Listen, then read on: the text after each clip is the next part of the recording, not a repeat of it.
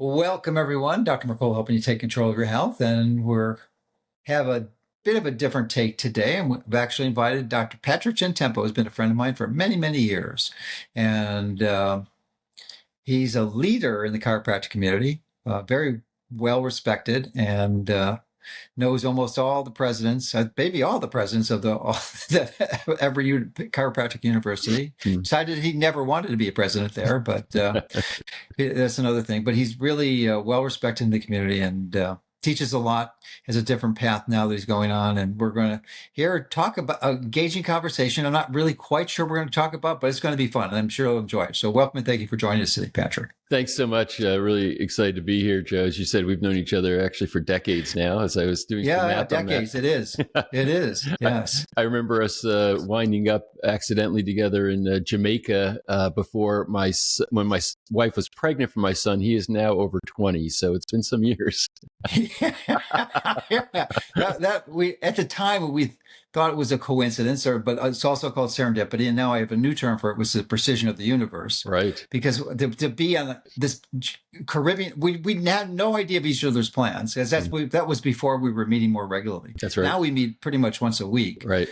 Have been for a long time, well over a decade. That's right. So, but it was a pretty interesting, and we had a good time. I still have photos of that. Me too. We were there together. Yeah.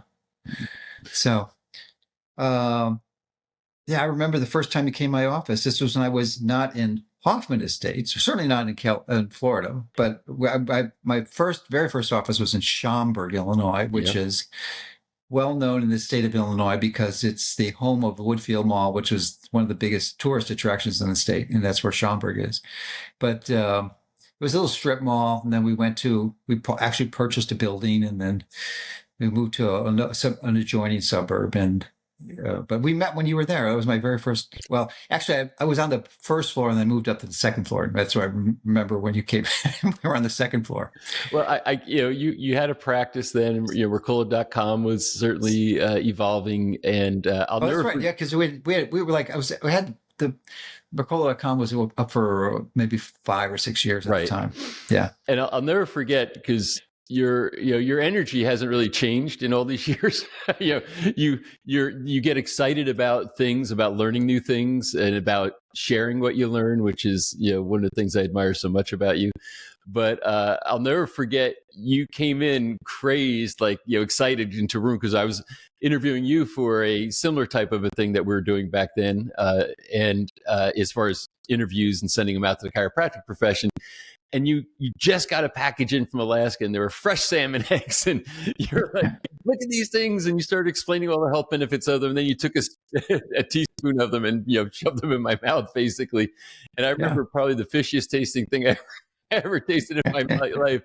But you got so excited about anything that had health contribution, that had a story to it, that could be shared, and your excitement was what all human beings should experience, which is still that kind of childlike sense of wonder, just about how things work. And curiosity.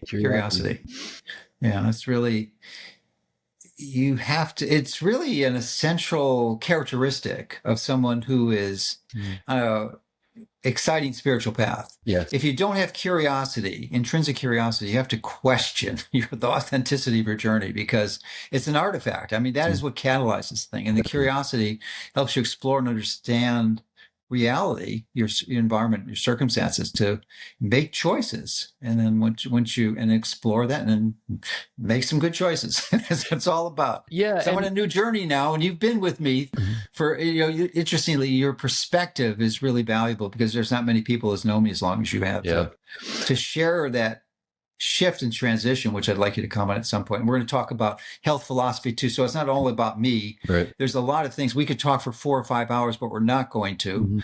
But we could easily. Easily. Yeah, because what I admire about you is you're a very gifted philosopher. You really are. I mean, that's what you're known for. And you literally can speak for 4 or 5 hours without notes, without a PowerPoint, just from the stage. And you've done it. Yeah. I've been to events that you've sponsored before, and no notes. You just do it. That's what you do. Yeah. So, and you're really good at putting ideas together and thoughts and expressing it in a very understandable and cohesive way. Thank you. Yeah, I identify primarily as a philosopher. And a lot of times when people hear the word philosophy, it conjures up like images in their mind of like, old guys wearing robes with, white beards talking about things that don't have any practical application. But the reality is philosophy is the most practical thing a human being can hope to embrace. And especially when it comes to health philosophy. And this is the thing that I don't know that people understand. What you brought to the world is a different context, a different philosophy. If I could take a moment, I'll explain. Yeah. Philosophy, when I say it's the most practical thing a human being can hope to embrace, it's based on this premise that I learned from the philosopher Ayn Rand, which said that when you have contradictions in your basic philosophical premises, the only possible result is destruction. And the amount of destruction is relative to the level of the contradiction. And the biggest contradiction I think we have in society today is calling medicine healthcare.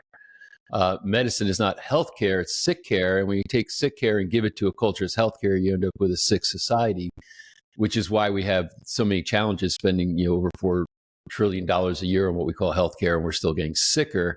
And you've been such a powerful and impactful voice in trying to correct the record on what medicine really is. And it doesn't mean that medicine is categorically bad. There's certainly a lot of bad things about it, but for a sick care emergency intervention, those types of things, it can make sense.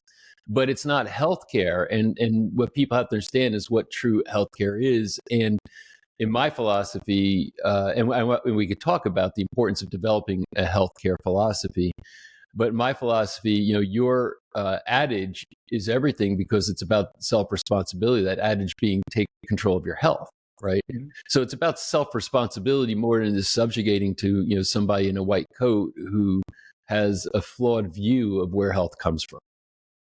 Yeah, and it's the core of my new book that's coming out not too distant future, maybe a month or so, maybe less. I don't know. So we're getting ready to be published. Mm-hmm. It's called The Power of Choice. Mm-hmm. And the central premise of The Power of Choice is that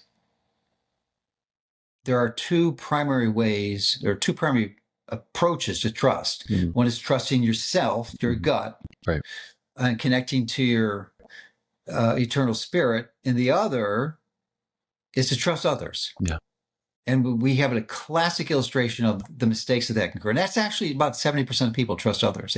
They have, right. And the more technical term is an external locus of control as opposed to internal locus. Right. And the mistakes that can be made are dramatic and frequently terminal, as we've seen in the COVID pandemic, when almost everyone was, 70% of the people were trusting the government, the public health authorities, the experts, the science, when they saw their relatives dropping dead in front of their eyes from getting the COVID jab, and then still getting the booster themselves. Right. It's just astonishing that they had abandoned the ability to trust themselves, and that's the core of it. And it's difficult to take control of your health if you're trusting someone else.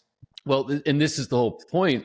If you asked the question, why would we trust others more than we would trust ourselves? Huh. And the answer is because we don't have our own philosophy, so we adopt somebody else's.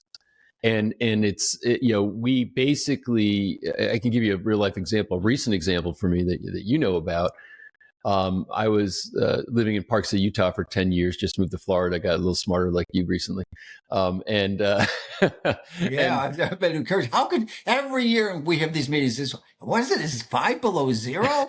It's 70 today. It's like I was a skier, so I didn't mind the winters. But I 2 seasons ago, on my first day out, I'm skiing with my son, and we're going down a hill, and we had to go left to right. I turned to look at him to see which way he wanted to go, caught an edge, and went down hard. And the quick story is, so I ended up tearing up my right knee, MRI, flap tear, complex tear, which means torn in multiple directions, different, page of findings of what everything was wrong with this knee. And I went to somebody who is like, the wizard of working with athletes and athletic injuries to help them avoid surgery, et cetera.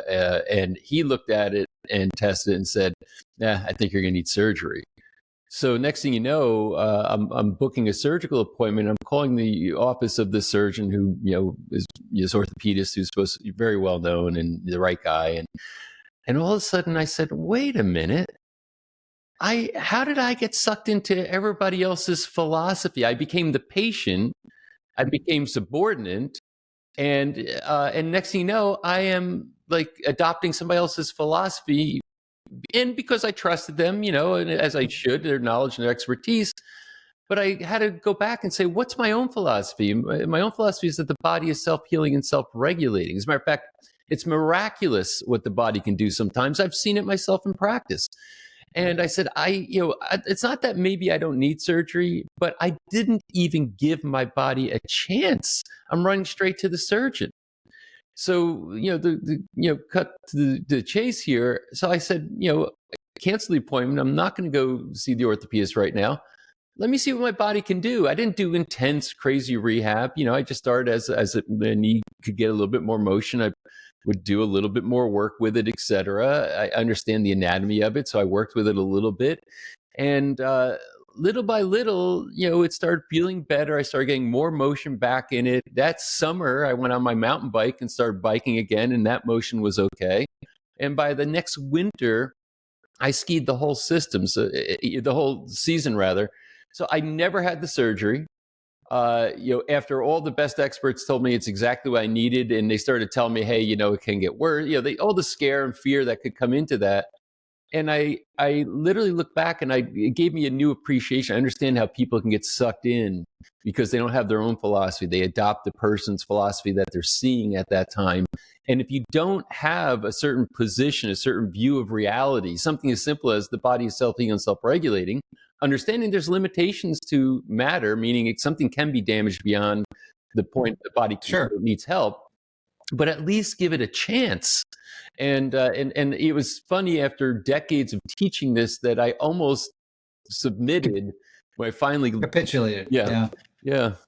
So anyway, and my knee now, it's 2 years later, and I'm, I don't. Well, your anecdote supplied empirical support for scientific evidence that was literally published. I remember reading the study. It was the New England Journal of Medicine, which is the highest impact journal in the world, highest in the world. So it's very prestigious. It was a multi-center trial published in maybe 2009, 2010. And it was a double-blind, placebo-controlled. They did laparoscopic surgery and did the repairs on the knees, or they did a laparoscope and did no repairs, which is the ultimate double-blind, because you have to. Otherwise, how do you know if they had the hole there, the incision, they had the anesthesia, whatever is required, local anesthesia, but they never had the surgery. So, and there was no difference. It was multi-center. Right. I mean, it was definitive. It was the absolute proof that the surgery did not work. And did that ever gain? It got a lot of attention around that year, but it's never really penetrated the consciousness of the profession at all. No, and even so much to the point that 12 years later, you probably forgot about that study. I remember when that study came out, and we reported on it also to my chiropractic audiences, and looking at this, and we were hot and heavy in the debate of evidence-based care, right? Yeah. And as you know, this is a big deal, because people who do natural things, the accusation is, oh, there's no evidence to support the efficacy of this or of that. I remember all the heat you were taking. You were the earliest one talking about vitamin D3 and how important it was, et cetera. I mean, nobody else was talking about it then. Well, people don't know, many people, even today, that I was the one that catalyzed vitamin D testing in the country. Right. Yeah, it was from my exposure and spreading of this message. They finally catalyzed industry, the laboratories, to start offering this test. That's right. Yeah, and it relevant right up through COVID, because you started seeing what the relationship between D3 levels were. And yeah, that was my paper I published on COVID, vitamin D and for the treatment of COVID, which was criticized. It was so criticized that the New York Times had the audacity to lie about it, because when they asked me for my comment on vitamin D, and I sent the link to the peer-reviewed journal that was there, and they said there was no evidence, and he never gave us anything. They absolutely lied. So it's that outrageous of a type of actions that they take to cover up the truth.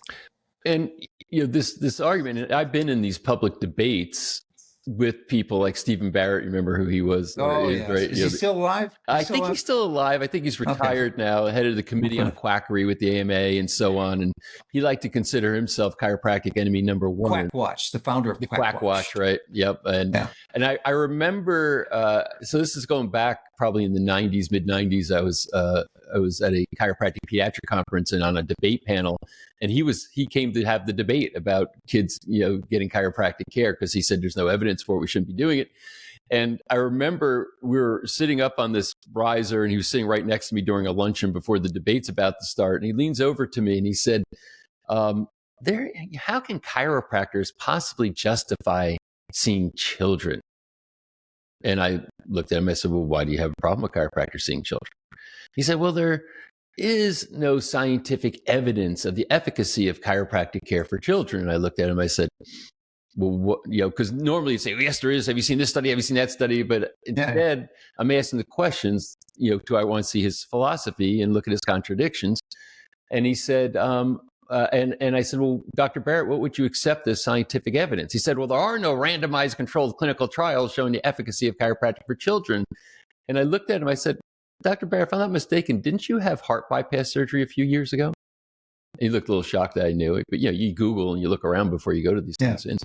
And he said, well, yeah, as a matter of fact, I did. I said, well, there are no randomized controlled clinical trials showing the efficacy of heart bypass surgery for cardiovascular disease. Why did you decide to have that?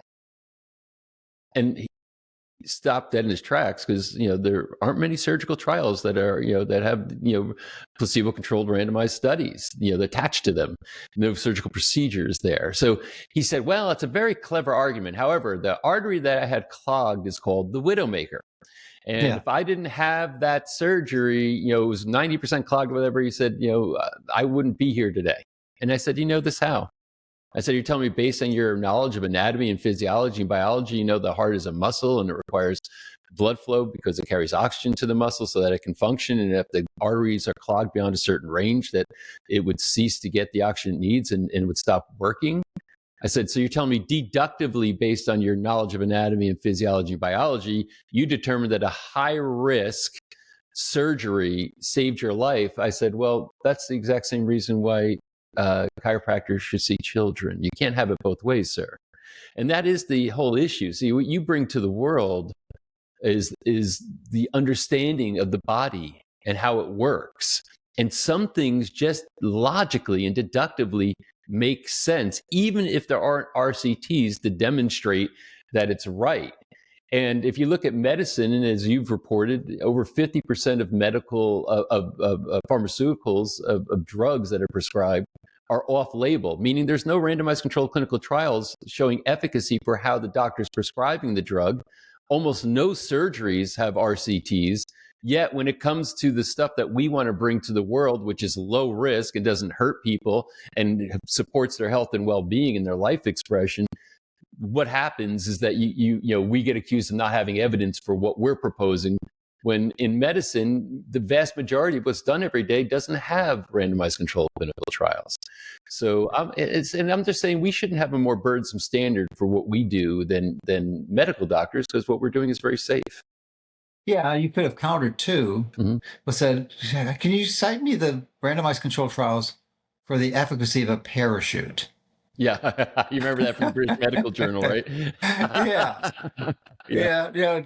But it is not to disparage the need for this type of science, because we both are strong believers in science, and the scientific method, when applied objectively without conflict of interest, works. There's no question. I mean, I have published in peer-reviewed, refereed research literature. You have, we understand the virtue of science.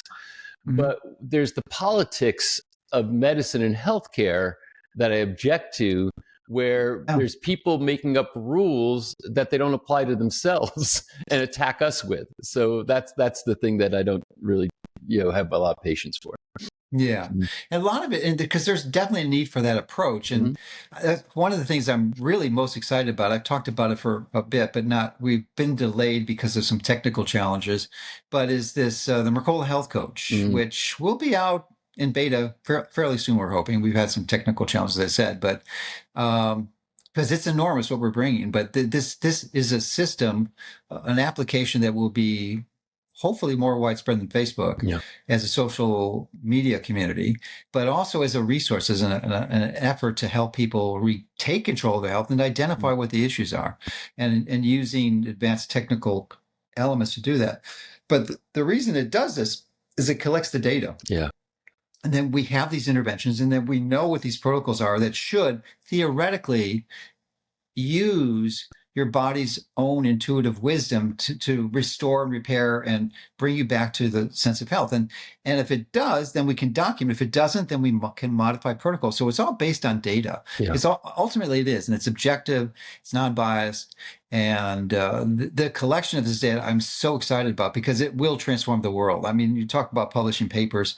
I'm publishing a paper. I'm actually just, I'm publishing a paper. I'm going to submit one tomorrow. I don't think we talked about it. It's on reductive stress. I've been fascinated with this topic for a while, but I finally said, I'm going to write a paper, and I did.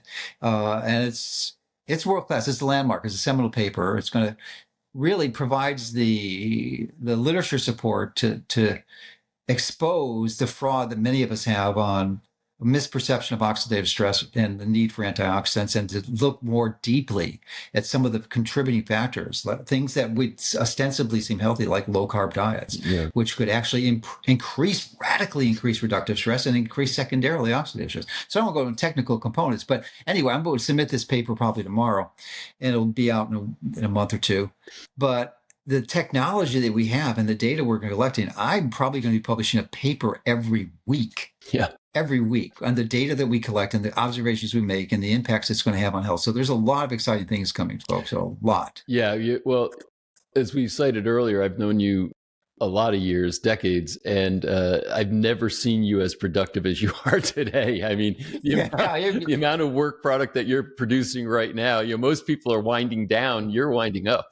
And I've literally, in 1 year, I'm almost doing 5 to 10 years of work, literally. And I mean, you can confirm that. And one of the things, good. Go ahead. Yeah, one of the things I'd say, this is, and we talked about curiosity earlier, and this is something that, again, many things I admire about you, but this is another thing that makes you not only admire, but makes you very unique in this world.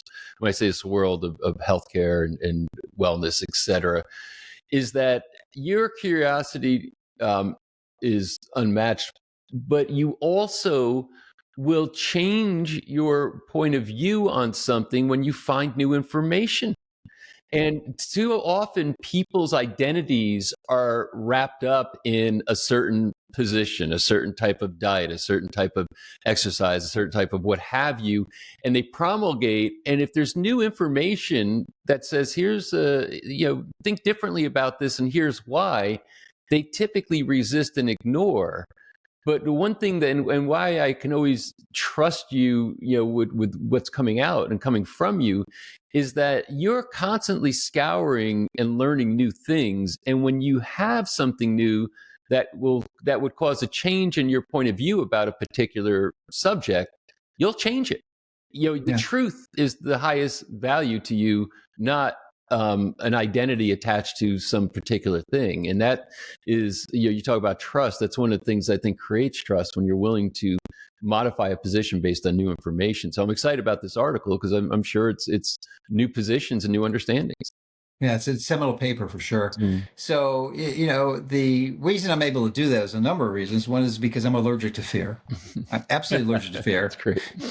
And largely that's related because I have a lot of different reasons for that, but I had very loving parents, and they helped me create this, what in the book we call the bubble of safety and security, and the confidence that you have from having that. And it really immunizes. Unfortunately, most of us have lost that because of this isn't common. I mean, it's happened in the last century. It's almost a direct correlation. One of the reasons I wrote the book, Your Guide to Cellular Health, is the rapid degradation in the environment that we have, the environment being, of course, the toxic soups and the EMFs, but also the quality of the food and the exposures and, the bastardized and perverted lifestyles that most of us have adopted, not necessarily by choice, but by force of habit, that has literally adversely and seriously adversely, it impacts our biology. and when that biology, it decreases our ability to create cellular energy. And when you have limited cellular energy, it's so difficult to trust yourself, to connect yourself, and you're almost the reflex opposite is your fear all the time, and and it's and then you get caught up in trusting external forces and authorities, and then it's just this pivot downhill, and you just never escape. So, well, I'm and really beyond excited about and inspired to pursue an optimized biology. That's been my life's passion ever since I was the mid 60s, Mm-hmm. probably the end, not maybe late 60s. That's when it started. And it's been going strong ever since. And if anything, it's accelerated. So it's with the curiosity, but so I'm excited about that, but even more excited about helping people understand that, so they can make a choice to take a different action, and through making choices to improve their energy, ultimately learn to trust themselves even better. And that is exactly how humans should be, in the sense of having a curiosity, which basically gives them a sense of wonder about how things work and how the world works and how the universe works. And then what happens, though, for most adults is that childlike sense of curiosity and wonder gets replaced with a sense of dread, because of the way that we're educated and institutionalized and taught that, what comes from our mothers, fathers, teachers, and preachers isn't growing humans into being curious beings that engage their own mind and trust their own judgment. They're taught basically to subjugate their judgment. They're fed a bunch of contradictions, and it leads to a sense of dread. And then they just try to go out and survive every day. And that's when we look at the healthcare situation, it's applicable to life in total, which I've been taking a hard look at these past years, and trying to come up with some context around that, which we can talk about, the energetics of life, if you will. And then, but it now becomes where you become a drone in a system, and you become subjugated to it, and the consequence of which is, you're going to look out on the TV, you're going to see the drug ads, you're going to go to your doctor, they're going to give you these drugs. You're in a system that doesn't understand you, and you don't even understand yourself. So I think that the work you're doing has been waking people up, right? It's part of the process too. And then it's the exciting movement, and we're both really excited, really beyond excited. And I know this is not a partisan comment, but the reality is that many governments through time become tyrannical, and they suppress and repress humanity, and that's another almost an environmental toxin that almost makes it impossible in many cases to optimize your biology. And with this last election, we've had a shift, an amazing shift that's starting to make some changes in these overt, burdensome. There's onerous is the word I was searching for. Onerous regulations and restrictions and unnecessary. And the most massive representation of that was the mandatory COVID vaccine. In so many instances where people had to choose between losing their job and supporting their family, and maybe losing their home, and because they couldn't pay the mortgage, and it was a life-changing decision, or lose their life. Yeah, and a government should never be in that responsibility to dictate that. No matter what justification, they've never been given that authority. No, and now the culprits are all pardons. But you and I both personally know Bobby Kennedy, and my wife Lori and I were hiking with him actually the day before he announced his candidacy for president. And I say this because his virtue and commitment to changing everything you just talked about when it comes to healthcare is unshakable. So it's exciting. It's a very exciting time. I never thought I'd see it in my lifetime.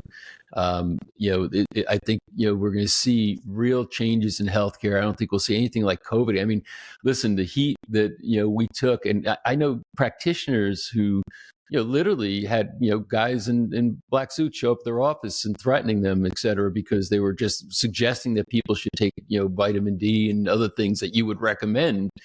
And I mean, I had to just to free myself from the regulatory assault. I gave up my licenses, for practice, so that I couldn't have them come after me. We created a whole documentary, COVID Revealed, and got a lot of heat, for doing it. But at the same time, it had a huge audience because everybody knew they were being lied to.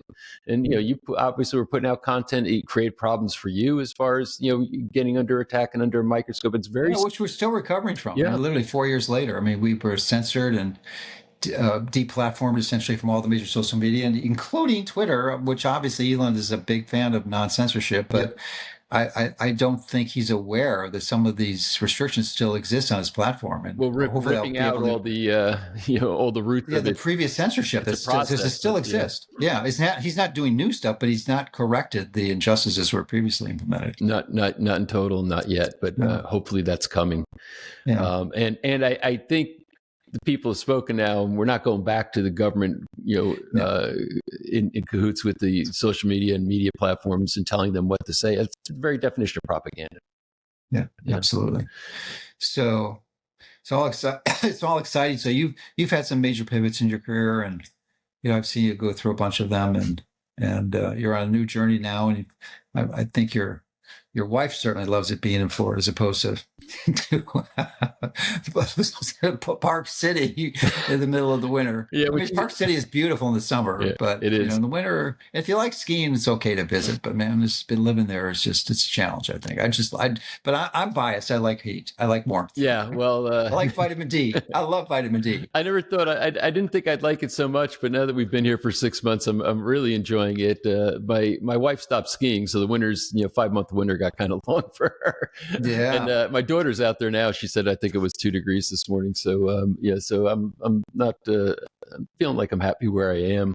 Yeah. The one of the things that I think we look at is in developing your health philosophy, and this is something for the people who are watching this, for you who are watching this right now or listening to this, is to ask yourself some fundamental questions about what you believe, right?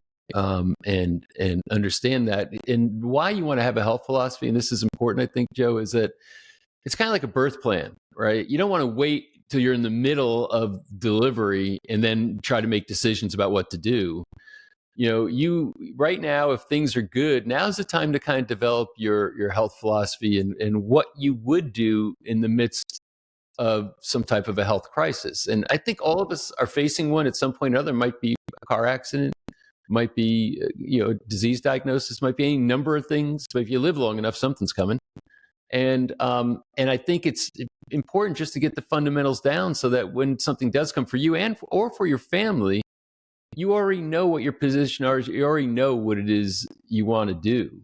So when I was in practice, I would teach this to my patients consistently. I give a healthcare class. I would talk about what is your view? Do you think the body is self-healing and self-regulating? Do you think that it has capacity for taking care of itself?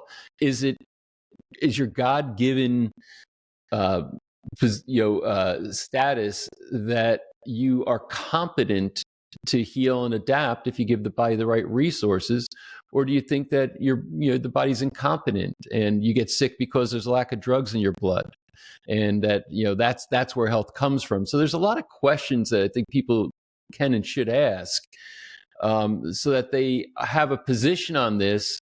So as they're getting information from any kind of a provider, they process it through their own philosophy rather than just getting kind of like a pinball game bounced around every time somebody's got a different opinion about something. And when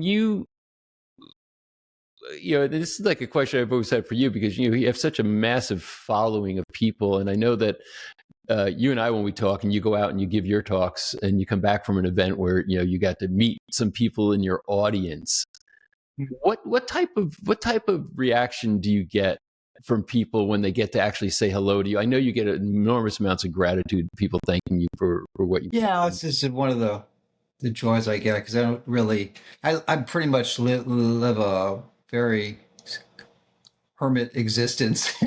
I don't really socialize at all. I maybe go out and travel once a quarter. Yeah. But otherwise I'm in a home almost all the time. We're walking on the beach and that's it. So I don't interact with a lot of people. And So it's always interesting to get the feedback. It's pretty consistent over the years. I mean, just I'm always shocked at these testimonials that people gives me, and and even now that I'm on the phone and talking to people, I'm running my business again, and connecting with other people in the space, and I'm introduced to someone I just last weekend. And it's an example of what typically happens. It says, "Oh, Dr. Mercola, I've known you for years. You changed my life. You saved my life." It's like, oh, another one. Okay, but it's made a big influence, and it's just it really sometimes it brings me tears to my eyes. It's just think that I could have that type of catalyst. But I knew that intrinsically when I made the very painful decision. I knew the potential of one of the skills I've I've had it my whole life is I understand it's not that I can predict the future. No one can predict the future. You can't because of the power of choice, because the future is dependent on the choices that people make, and you have no control over your choices, nor should you have control. So that makes the predictability of the future virtually nothing, but you can sense where the things are going. And I had that sense very strongly with the internet. I knew this was the next biggest thing. I absolutely knew it. And I said, I'm going to be for early adopter. And I was the first major health site online, and eventually was for over a quarter century, the most visited natural health site.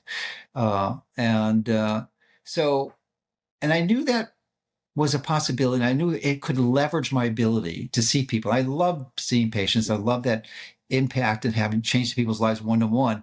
But I knew the internet would allow us to scale that exponentially. But the downside of that scaling is you'd never get to know who those people are. Right. So it's a mystery. You know they're there, but you never hear the stories. Right. Yeah. So when I go out in public, I get those stories. And that's a beautiful thing. And what's interesting, and I've had the same experience when I transitioned from practice into getting out into the world and disseminating information. And we developed diagnostic technologies that we put in 8,000 chiropractic offices around the world. You get to a different calling, if you will, but the downside is you don't get that personal contact to see what happens. Like difference, like if you're an actor and you do theater, your audience is in front of you, you're feeling the audience. If you're doing movies, you don't. But at the same time, when you look at the scale of impact, it's incredible. But here's the thing that I find really interesting is the value of the information, right, and the wisdom that comes with it, because you don't have a history on that patient, you don't put your hands on them, you don't assess them, right? Yet you're creating an information portal and delivery process that people can engage in, and it's not just here's raw data. It is. I look at there's data that's organized becomes information that becomes organized becomes knowledge, and knowledge that becomes organized becomes wisdom. So you're growing it from data and knowledge into wisdom eventually that people can use in their life. So without you having to even personally have a connection to any particular individual, you can still change their life and in some instances save their life. And that's what what people I think need to understand.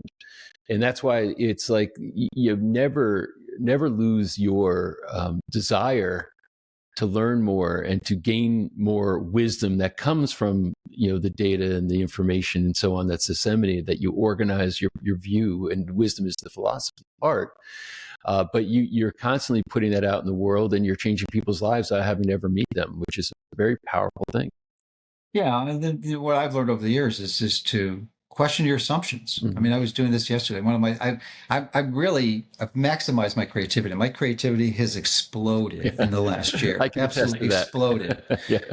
It's just the innovations I've produced, and this creativity, these innovations are very similar to building a house. And if you've ever seen a house being built, you don't see anything for like the first third or half of the house. It's just all foundation work and grading and all this other stuff, putting in electrical lines, and you don't see anything, but then it all goes up real quickly. Well, that's coming because you're not seeing what I've been doing for the last year.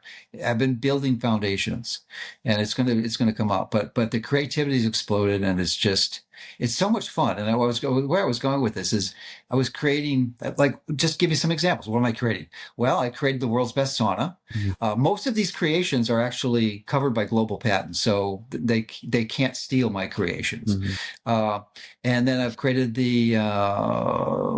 some of the, well, the sauna, and then is it's a portable sauna, and it's not $1,000, $3,000, $5,000, $10,000. It's a $500 sauna. Mm-hmm. Portable sauna that is no EMF, and so we're also having another EMF tent. I've got one for a few $100s. It's a portable. It's clever, but there's some radical innovations that need to be made, and it's the shielding material. So we're really in the process of innovating quite rapidly on this. But I'm putting together this process, and actually, that's one of the people who are putting the tent is the person who told me I saved his life. I needed to find this engineer because we had to fire another one that just wasn't working, so I had to fire him. And this guy was in Portugal, and I never met him before, but apparently he heard about me in Portugal, and his life was transformed. And I didn't know that when I met him until we got on the phone, and he shares that. But so the innovation, the curiosity I had was I was trying to figure out the change. And I work a lot with AI because I'm just able to iterate really quickly and just do things, and I get inspired and I just go down these tangents and I come up with the stuff that is just literally has never been invented in history before. So I've been doing those things, and the reason I'm sharing all this is I was making some basic assumptions, like 3 or 4 things. I made some assumptions, and the assumptions are wrong. Mm-hmm. And I realized that the lesson I learned from that yesterday was that question every assumption, because a lot of times your assumptions are wrong. You're just assuming that's correct. And frequently it isn't. And it's because we've trusted others, or you never questioned it. And maybe the assumption wasn't fully incorrect, but you could optimize and improve it dramatically. And it was like 3 sections of this project that I had to go over that. And it took me several hours to get through this. And I'm not finished yet, but I'm really close. And I think I've got it nailed. And these innovations they're just, and both of these should come out later this year. But it's just so fun. I'm so glad you talk about that, your own process and how you have these assumptions you work from to start moving down a road. And this is in philosophy, we'd call these premises, right? Yeah. And I do a whole lecture on what I call the power of premise, because the premises that you operate for, premises are driving your choices and actions right now, whether you know it or not, right? Yeah. And a lot of people are carrying premises that they got from other people, mothers, fathers, teachers, preachers, friends, etc., and don't even know. Like, maybe you heard when you're 6 years old, rich people are thieves. Maybe you heard, don't try to bite off more than you can chew. Maybe you've heard all these different little snippets that are premises about life and reality or health. And they're in there, which is why it's important to clarify. As you just said, you're looking at your operating assumptions, if you will, or these premises, and saying, wait a minute, that's wrong. I need to modify that.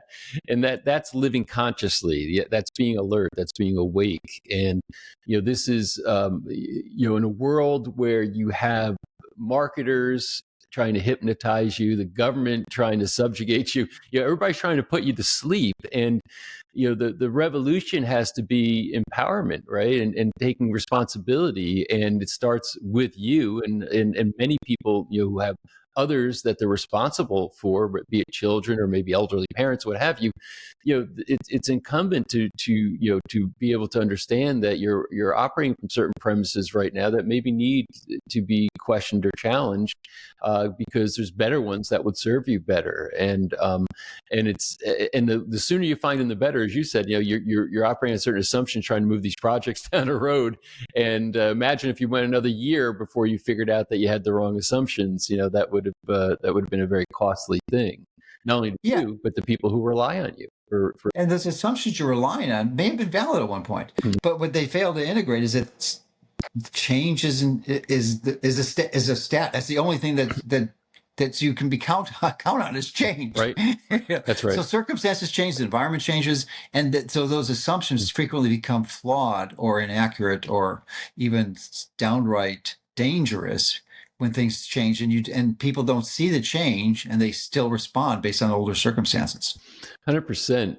One of the and there's certain axioms. I mean, things that are universal truths that that are forever, and then there's all the things kind of below them. Yeah. But one of the things that I've been thinking about a lot lately, and I find it extremely useful, is a simple 3-word premise, and that's that form follows energy.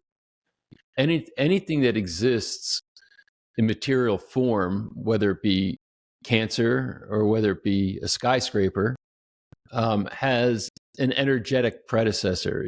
A skyscraper was a thought in an architect's mind before it became a material reality in the world. Cancer is following an energetic form before it becomes a material reality, or an energetic pattern before it becomes a material reality. Everything form, it just also always follows energy. And that's the problem. The materialist view, which is what medicine does, is that is that things are formed first. So form is really the last thing to emerge, not the beginning of a process. So when we look at our patterns, and energetic patterns are things like thoughts, we all know that our thoughts can make us sick, right? If we're negative, if our thoughts are it's what do they say about worry? Worry is like praying for what you don't want. The things that you're holding in your mind and holding in your emotions. Emotions are energetic, right? They're not physical things. You can't cut somebody open and see emotions. They're energetic patterns, and those energetic patterns will lead to material changes in your body if they persist. So I always like to look at what people can do from a standpoint of practice and thinking to upgrade their energetics, to raise their frequency, is the way that some people maybe like to characterize this. And it's something that if you start to understand a simple premise like form follows energy, you start to now maybe take better control over your thoughts, your emotions, and all the things, to upgrade them, to keep them at a high frequency, so that the energetics lead to good material outcomes as compared to bad energetics that lead to pathological outcomes. Yeah, I'd like to challenge that. Maybe not challenge it, but refine some concept of it, because I think the nuance is important, because it's easily get confused, and there's a lot of assumptions here that we're making too. Like, many people think the mind and the body are disparate; they're different. So it's mind, body, spirit. Nope, that's not what I learned this year. That is simply a falsehood. It is untrue. The body and the mind are the same. Spirit is different. So talk about that a little bit, because this is a good conversation. Yeah. So, well, the thing is you talk about worry. It's a synonym for fear. Fear only exists in your mind. Yeah. It only exists in your mind. It does not exist in the spirit. That's right. It doesn't exist. So the challenge is to disconnect from your mind to get to spirit. Yeah. So the spirit is energy. So what you said is true. Form follows energy, but it's not the energy. It's not the energy in the mind.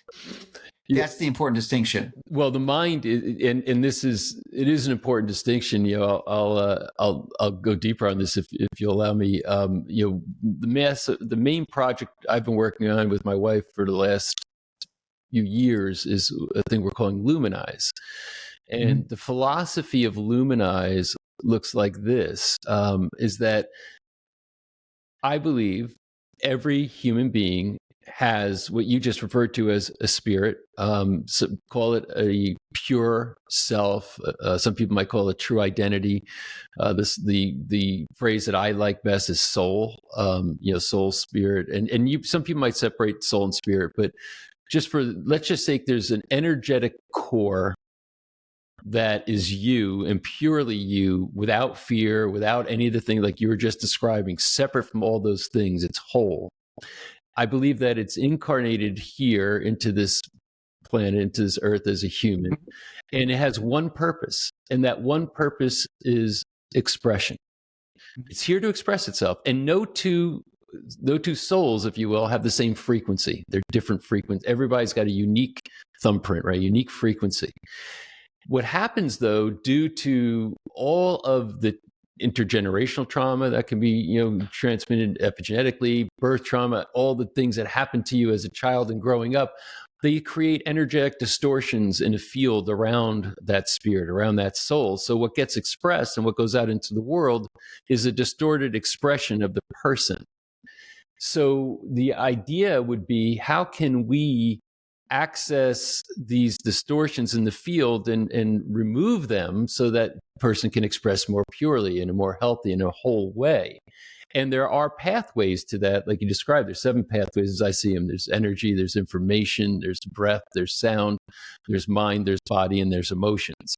And to your point, with the mind is something that, again, and mind and brain we can talk about. Are they the same Same thing? Yeah, same thing. So, where my position on it is that the mind is not an epiphenomena of the brain necessarily. Well, no, I shouldn't say that. Yes, the mind maybe is. Consciousness is not, and I don't look at the mind and consciousness as the same thing, but I look at them as the same. So because these could be consciousness is not spirit. It's not spirit, but it's also not mind, and because as I said, I think there's only 2 things. Yeah. There's body and spirit. Okay. That's it. It's always either the body or it's a spirit. Yeah. So I see it a little different. I think that, for example, if I'm having a thought or I'm having an emotion or a thought, okay, so that's the mind having the thought, but I can observe the thought separate from it. What's the thing observing the thought? And that's where I'm saying that's consciousness that emerges from spirit. So where you draw the lines, I think, is all we're really talking about. Well, I mean, there's a refinement with respect to consciousness. We could go on in more specific. But I want to comment though on when you incarnate. I totally agree with that. Yeah. The intention, it's a conscious choice to come down here and incarnate, right, but to express yourself. But the refinement I learned this year is the intention of the expression with everyone is to create. That's right. And to create, not just create frivolously or mindlessly, which is a foolish adverb, because they don't connect. They're different. Understood. But to create with joy. Yeah. So that is the intention. It literally is our goal is to be joyful, and it's spontaneous. It's not a decision. It's just the natural outcome, an artifact of your choices, and the ability to discern your joy meter, so to speak, is the simplest metric that we were ever given to know if we're making the right choice. And if you're not joyful, high likelihood that the choice you made needs to be changed. But it's okay. It's okay to make bad choices, because if you don't make any choices, you're stagnant, and yet that's death almost. Yeah. You have to make choices. 100%. And if you don't make them, they'll be made for you. And to your point, when your spirit or soul is expressing and it's undistorted, you can't help but be joyful. And creation is the mandate. You're here. Yes. The expression of that spirit is creation. And I agree with all these things. They sound, it's interesting because they sound very abstract, but the reality is they're very practicable. If you start to bring it into your life experience. And this is the problem. I mean, you and I both know a lot of really wealthy people who are miserable. We know a lot. Many. They're sick and they're unhappy and their relationships are in shambles and so on. And, to me, if you were to ask my daughter, what's the whole point of life, her immediate response would be to be happy, have joy, right? And this, because there's a difference between happiness and joy. Yeah, talk about that a little. Well, being happy is ephemeral. It doesn't necessarily. It's not the real deal. They can be, but they're different. They're completely different. Joy is the authentic one you're searching for, and it really fills your tank. So you probably have studied this much more than me, so you have your insights on it would be better, because I'm sure you can expand on it better. Well, no, I think that happiness and joy are first cousins, at least. But they are not exactly the same thing. I think joy, and think of words have frequency. That's what I said. Form follows energy, and this is why my mentor was Dr. Nathaniel Brand. He was the most precise human being with words that I've ever met, and it's important. And I'm glad that we're teasing this because it's important to choose the right words. That's expression. Again, if you have the wrong word for what you're trying to communicate, that's another distortion. And we're trying to remove distortion, right? And get as clear and as pure as possible in our expression, in our life expression, which is directly related to your health. And so, if you think of the word joy and what you sense in your body when you say that versus happy, I think joy has got more of a depth and how can I put it? Something that reverberates into the world. Happy is seemingly a more transient thing, where joy is more of a state of being. In my mind, as I have considered, the distinction between the two. I mean, you can be happy, you can be joyful. They're sort of approximate each other, but I think joy comes more from the soul, where your happiness can be something that is more transient because something that just sort of made you smile for a moment, as compared to a state of being. You're fulfilling your life purpose. Yeah, and that's what happens. It's an artifact of fulfilling your life purpose. And when you're on because purpose, because the action is not the issue. Mm-hmm. The issue is what fills that purpose. Right. Because it's different. That was what we first met. Was the title of your podcast? It was a educational series. It wasn't. It was what today you'd call the podcast, but they didn't have podcasts back then. It was called On Purpose. It was called On Purpose, exactly. Right. Yeah, we did podcasts before there were podcasts, but that's right. The technology wasn't what it is today. But we were releasing them on audio cassettes and mailing them to people. Yeah. But but that it was called On Purpose, and I think that's the point is that when you can be on purpose and you could be working passionately, and you have a sense of joy. Now, you might not say I'm happy right now because there could be some strain involved. But you still have joy, whereas happiness is usually more of a lighter thing that doesn't have the depth and intensity of what joy might be. You could be joyful, but you might not describe yourself in some moments of being happy when you are that. And think about though how this relates to health, and this is the whole thing. What's the old adage? I'll probably mess it up a little bit, but a person who has their health has many concerns. A person who doesn't only has one. When you've lost your health, your vitality, your life expression, joy becomes elusive. Happiness becomes elusive. You're stuck trying to figure out how can I regain my energy, and how can I feel good, and how can I attach myself to a purpose. And this is where the energetics of your existence, that are your emotions and your thoughts and all these other things, that if they're distorted and they're not representing who you are, then you lose your health. You lose your health. And the next thing you know, there's no joy in your life, and you're not able to provide and all those types of things. So the relationship, it's interesting because people categorize so often and compartmentalize, is that my health is over here, my career is over here, my emotional states are over there, my spiritual life is over here. It's like, no, you got to get these things kind of organized and synergized because they all affect each other. And that's why I think understanding form follows energy is important, because you can do all of the good lifestyle stuff that we all do, but if your energetics aren't right, your thinking, your purpose, your spirit, it's not going to help you.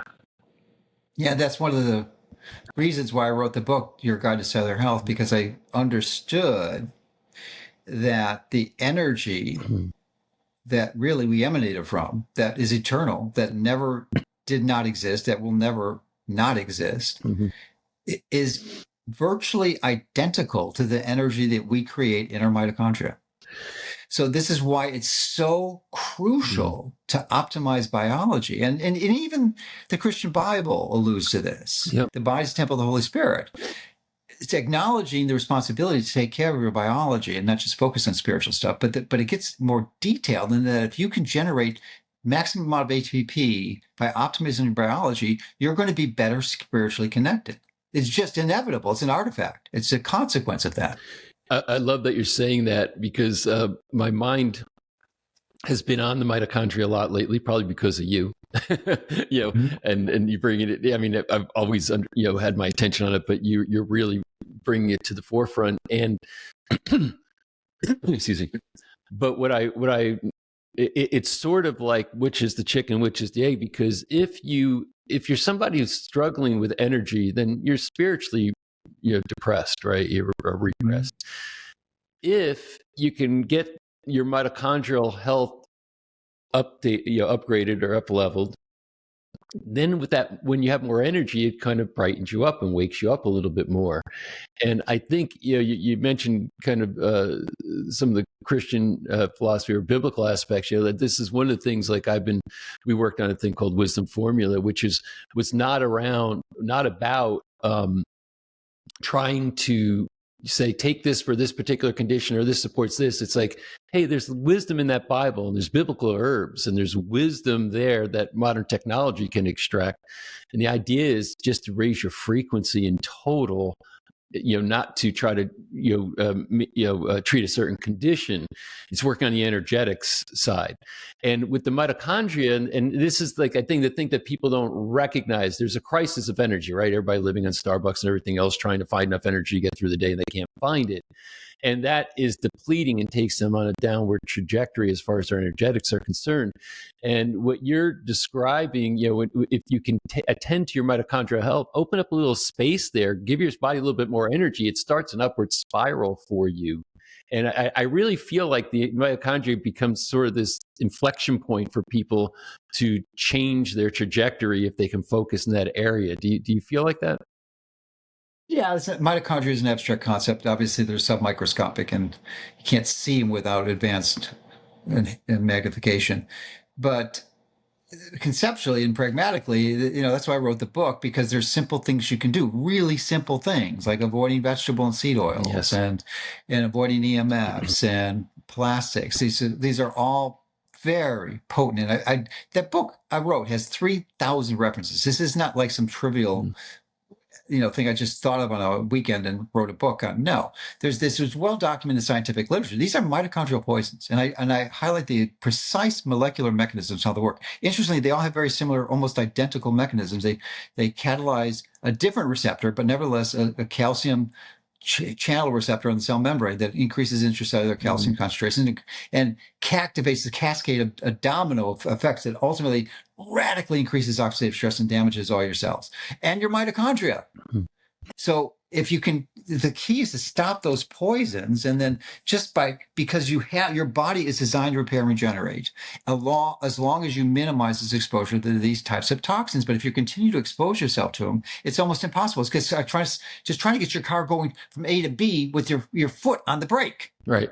You can do it, but it's hard. It's really hard. Yeah. Yeah. And strains and breaks down over time if you Oh, keep going, yes. right? Yeah. And you'll have to have a lot more repairs. Yeah. And it's interesting because there's two things, right? There's the things that might be, hey, this is supportive of my mitochondrial health, but then these are things that are bad for it.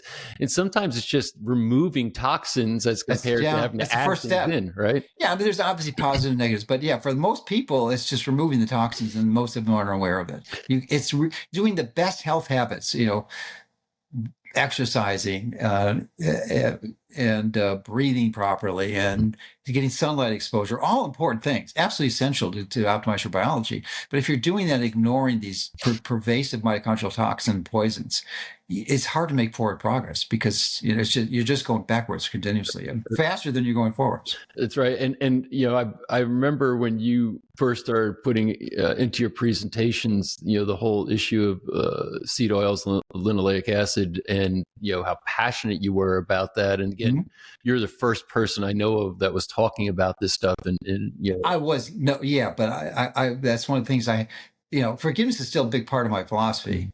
And I had a big forgiveness work to do about my inability to perceive genius when it was right in front of me, and that was Ray Pete. I knew his work. He was preaching these things 30 years before I started talking about them. 30 years. Yeah. So, I mean, the knowledge was the information was there. I just chose to ignore it, not trust myself. And well, in this case, it was trusting myself at the time, but I was really trusting others who had ostensibly evaluated this and dismissed it. Yeah. Yeah. Yeah. And, this is the thing that's so great with you is that, nobody, and I don't mean this any disrespect, but, nobody really knew of Ray Pete's work. You discovered it, vetted it, and then you can popularize it, and it's impacting people's lives. I mean, I don't know if you saw they had a Maha, I saw a picture of this, but they had the Maha banquet dinner. Did you see it? The menu? And this is at the White House, for the inauguration. Yeah. And on the top, it said no seed oils. So look at how far-reaching this stuff is. Well, right? I don't know if I can claim that. Well, I'm not saying that you help to foster the movement, and sure, I definitely catalyzed. Yeah, and it's popularized now. It's showing up in high places. So this is you sounded the alarm. Others are doing it also, and it's making changes, but. It's so pervasive and insidious, what's gone on with these oils and what they've done to humanity and how toxic they really are. But I think, we're going to see the sad reality is this is where creativity is required. Mm-hmm. And I think one of the reasons I chose to come down here is to find solutions, because we so perverted the food supply that we require, I think it's at least 10 to 20 more one. The amount of seed oil is available because now it's part of the whole food process. Right. So if you were to get rid of them immediately, we would starve to death because the seed oils are part of the food chain. Right. And we don't have enough of the acceptable alternatives, which would be butter, ghee, or coconut oil or tallow. Right. They don't exist in large quantities. So what I've done, focus my creativity on is taking, and I'm in the process of doing this now. I literally am working on about at least 2 dozen projects at the same time. But one of them is converting the existing seed oil system and fully hydrogenating it. Not partially. Partial hydrogenation results in trans fats. But if you fully hydrogenate it, you create essentially ruminant fat, stearic acid, and the saturated fats that are healthy. Right. So, and that's a way to do it, because you can't create things out of thin air. You have to convert what's around. So that's just a really clever example of using your creativity to solve a real world problem. Because if you understand this, and no one's done it because virtually no one understood the danger of these things. So why would they look at saturated fats? No. But reality, that's the way you convert. And essentially what you're doing is you're creating a synthetic biohydrogenation chamber, which happens in all the ruminant animals. Because ruminant animals eat these fats, and their biology allows them to convert them to saturated fats. Well, we can do the same thing in the lab. That's that's a project I didn't know about that you're working on. Yeah, I don't share everything with you. I probably had 3 dozen. But man, what an elegant at the same time. What an elegant solution, because and this is we have to be able to see the big picture, understanding how much of the I didn't understand how much the food supply is dependent on this. But so it's kind of like saying, let's just get rid of oil, right? Well, no, we can't just do it because the whole world is dependent on it. It's a very analogous situation here with the oils, right? But with the food oil. So and actually, it's more cost effective and economical, not just cost effective, but economical and pragmatic, because ultimately you're getting oil from the plants. You're just making a safer oil, right? Because you couldn't make that much oil from animals. It does, at the point of the population of the world, it's really hard to scale that. I mean, anything's possible, but pragmatically, you just really have to go to plants. Otherwise, it's not going to work. Yeah, but now to say that there's a process to convert it from an unhealthy to a healthy fat, and it could be done. Yes, we've known it for decades, but no one's used it because they didn't think it was the right thing to do. And it could be done at scale, which easily. Wow. Yeah. Well, just another one of your many small projects, I guess, that you're thinking. Well, it's just another illustration of creativity, which is the core of my new book, and really the core of my new really intention on teaching people is to connect to themselves, Yeah. to trust themselves, to trust their gut, to stop trusting external authorities, Yes. including me. Yeah. I'm an external authority. Don't trust everything I say. Connect to yourself and see if it makes sense. Yeah. That's ultimately you are the ultimate judge of this, not me. Now I'll have been doing this for a while, so I have some ideas that's worth considering at least. Yes. And if it doesn't work for you, it doesn't work for you. But ultimately, trust yourself. That's the biggest message: is to trust yourself. Yeah, and that goes back to removing distortions and knowing that pure self, so that your instincts are right when you're assessing things. And you're probably the only person out there who that I know that would be considered sort of a guru, if you will, who would say, "Hey, don't trust me, trust yourself," and that's that's refreshing.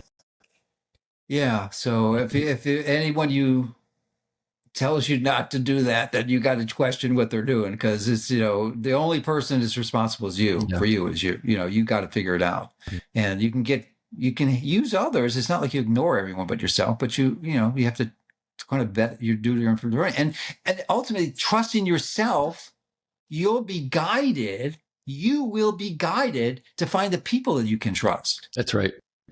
Yeah. Well, it's that frequency thing again, right? It's people when you're going to attract to you what you're putting out, what your frequency is. So that's the energetics of this whole dynamic. And when you're sick and you're in survival, you don't get serendipity and synchronicity. No. Those things are not available to you. Or the precision of the universe. Yeah, or the precision of the universe. Because the precision of the universe is a far better term, because it doesn't suggest there's randomness or chance. This is all determined at a very high level, energetically. Yes. It's guided. It is absolutely guided. And this is not random. This is not random. Yep. No. And, chaos theory, basically says that, right? Is that, what apparently looks like something that's chaos or chaotic or random, you're not using the right math. You could, it's not random. Everything is purposeful. But the whole thought of increased energy, increases what you can attract to you in your life, and that's where the precision of the universe, what some people might call these serendipities, or these serendipity, which is typically what I would typically refer to prior to this, right? Serendipity. I think you say serendipity is not quite. It's kind of the difference between happiness and joy. Yeah. They're similar, but they're not the same. Right. So and I think the whole point is that when you can raise your frequency, raise your energy levels, get healthier, you're opening up new possibilities that can come to you, that can happen in your life that could seemingly be random or good luck or something, but really it's just coming from who you are. A mentor used to say to me in chiropractic, when I was a young chiropractor, he said, new patients don't come to you, they come from you. Meaning, you want to grow a practice, it's not like they come to you, they come from who you're being. How you show up in the world is going to determine what attracts to you, what comes to you or doesn't, for that matter. So, and one of the things that I think is remarkable, is you being the living example, is that how much energy you have that you can put out in a day, at the age you're at, where I perceive you as more energetic now than you were 20 years ago. That perception, Jack, and certainly maybe not. Well, I think energetically, but certainly productivity. Yeah. Productivity is through the roof. I mean, I am well over 10x and kind of approaching 100x in productivity. Yeah. And within focus. But it's, and that's just like your mind, your spirit is on fire in a good way. Mm-hmm. And you get up, and like I said, most people start to go fade into their retirement at your age, and you're basically leveraging everything you've got. I feel like I'm just starting. Yeah, you're just getting started. Yeah. I'm just getting started. You ain't seen nothing yet. But anyway, we could talk for hours and hours and hours, and we probably should at some point. We will, but we probably should tie this up. And we were texting yesterday. You had mentioned you had a resource for. Yeah, I knew we were going to talk about health philosophy, and so I have a series. If you're interested in helping to develop your own health philosophy, I've got a series of videos. They're free. There's no opt-in. You just go there and watch them. You won't be getting any emails or anything. No, I'm not going to have their email. I'm not going to ask for their email, so I can't email it. So basically, it's if you go to gentempo.com, which is my website, and / Mercola. That's how you'll know to get the right page. I'm going to be asking my my team to just take those videos and just post them there, and just go and watch them. Have a look at them, and you'll be able to get a deeper dive. And it's kind of fun when you go through this journey. There's 5 videos. You can go through them, and it will help you. Literally, by the time you watch them, you'll have a health philosophy organized. And again, I'm not telling you what your philosophy should be. I'm just helping you understand what it is. Just understand how to develop it. Right. It's your philosophy, not mine. But you just need the structure to be able to fill in the blanks to know what your philosophy is. And it's kind of a fun process. So, again, gentempo.com / Mercola. They're there. Yeah. You don't have to give me your email or anything. It's just a gift I wanted to share with you. And I think a big core of that, I haven't seen these videos, but is to trust yourself. That's right. 100%. And that's the whole point. I don't want to tell you what to think. I just want to give you a structure for how to think, and then you can fill in the blanks, because nobody taught us. We're taught in school what to think, and really just we need to be taught how to think so we can make up our own minds. All right. Well, this has been delightful. Thank you for all the years of friendship and help and, really support. And so there's just some struggles, many struggles I went into in my life. You were there for me, and it was really, and for inspiring me after all these years to read Ayn Rand's Atlas Shrugged. Yeah. And, what you didn't mention is that you were a big fan of hers, and her husband, Nathaniel Brandon, who wasn't her husband, it was her intellectual heir. But essentially partner. Yeah, partner. Mm-hmm. Yeah. But essentially, helped him in his transition. And, you're big Ayn Rand, man. I actually was inspired partially by you to read the book, which was longer than the Bible, folks. And I've read the Bible a few times, but this is longer than the Bible. It is. It's a long book. But it was good. Definitely worth it. It's definitely worth it. And kind Joe, thank you so much. As a matter of fact, we mentioned Nathaniel Brandon. You really helped save his life once when he was having some health challenges way back when he was alive. Literally turned him around. And the impact you've had on my life, always available to me. And just being a gracious and a giving friend. So I thank you for that. Oh, you're welcome. Yeah. All right. Well, we've got a lot more to do. Yep. So we'll keep up the good work. Let's do it.